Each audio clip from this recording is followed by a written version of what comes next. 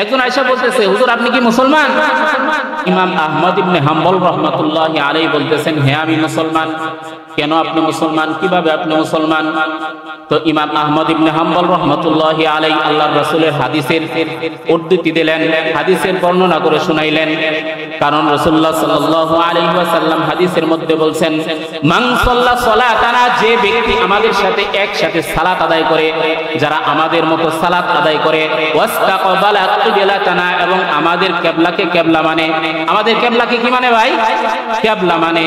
ওয়াস্তাকবালা কিবলাতানা, আমাদের কিবলাকে কিবলা মানে। ওয়া আকালা যাবিহানা, এবং আমরা যা জবাই করি, আমরা মুসলমানরা বিসমিল্লাহ করে যা জবাই করি, ওই গোশত থেকে, ওই মাংস থেকে সে ভক্ষণ করে।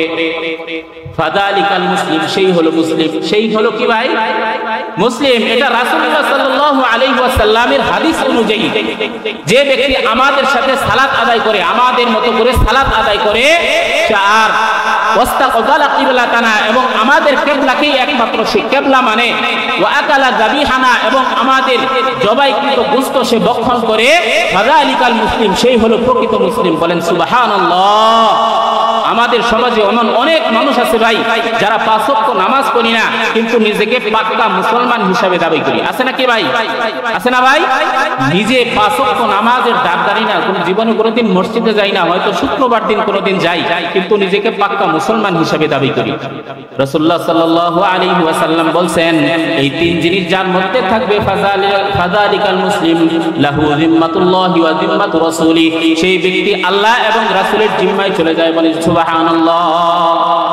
তো ইমাম আহমদ ইবনে হাম্বল রাহমাতুল্লাহি আলাইহির কাছে জিজ্ঞাসা করলো, হুজুর আপনি কি মুসলমান? হুজুর বললেন, হ্যাঁ আমি মুসলমান। কেন মুসলমান? এই হাদিসটা উদ্ধৃতি তিনি দিলেন। দেওয়ার পরে যখন ওই ব্যক্তি আবার জিজ্ঞাসা করলো, হুজুর আপনি কিভাবে মুসলমান হইলেন, কিভাবে আল্লাহ তাআলার পরিচয় পাইলেন, একটু আমাদেরকে শুনান। ওই ইমাম আহমদ ইবনে হাম্বল রাহমাতুল্লাহি আলাইহি বলতেছেন, পৃথিবীর মধ্যে এমন একটা প্রাসাদ আমি দেখছি, এমন একটা কি দেখছি ভাই? এমন একটা প্রাসাদ আমি দেখছি যা রূপা দ্বারা বেষ্টিত, যার ভিতরে একদম সূক্ষ্ম কোনো ছিদ্র নাই, এরকম কোনো দরজা নাই, জানালা নাই, কিছু নাই, যেখান থেকে বাতাস, এক ফোঁটা বাতাস বের হবে কিংবা বাতাস বাহির থেকে ভিতরে প্রবেশ করবে, এরকম কোনো ছিদ্র সেখানে নাই। রূপার এরকম একটা ঘর দেখছি, সেই ঘরের ভিতরে আমি আরেকটা ঘর দেখছি, সেটা হলো স্বর্ণের ঘর। কিসের ঘর ভাই? স্বর্ণের ঘর।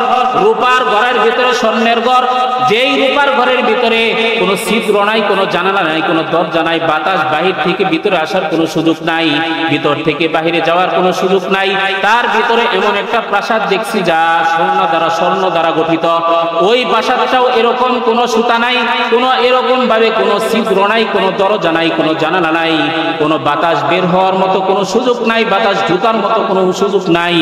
এই এমন একটা বিল্ডিং দেখে আমি তাকিয়েছিলাম, অবলোক দৃষ্টিতে তাকিয়েছিলাম।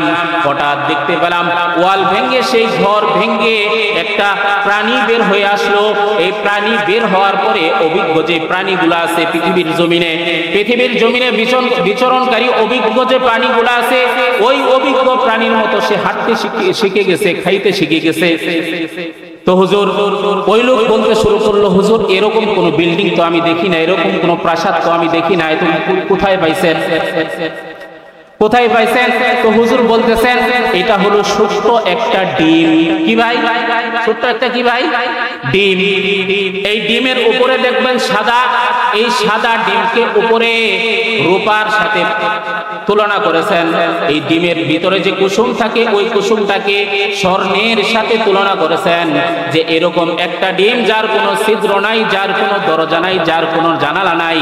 হঠাৎ করে হুট করে এমন একটি প্রাণী সেখান থেকে বেরিয়ে আসে, যাকে কোনো কিছুই শিখাইয়া দেওয়া হয় না, কিভাবে খাদ্য গ্রহণ করতে হবে শিখাইয়া দেওয়া হয় না, কিভাবে হাঁটতে হবে শিখাইয়া দেওয়া হয় না।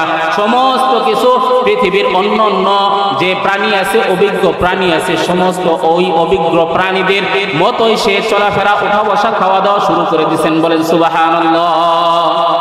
তো এইভাবে আমি ছোট্ট একটা ডিমের মাধ্যমে আল্লাহ তাআলার পরিচয় পাইছি, যে আল্লাহ যদি না থাকতো, এই ছোট্ট একটা ডিম যার কোনো ছিদ্র নাই, কোনো জানালা নাই, কোনো দরজা নাই, এরকম একটা ডিমের ভিতর থেকে জীবন্ত একটা প্রাণী বের করতে পারে, সে ব্যক্তি আল্লাহ পাক রব্বুল আলামিন ছাড়া আর কেউ হইতে পারে না।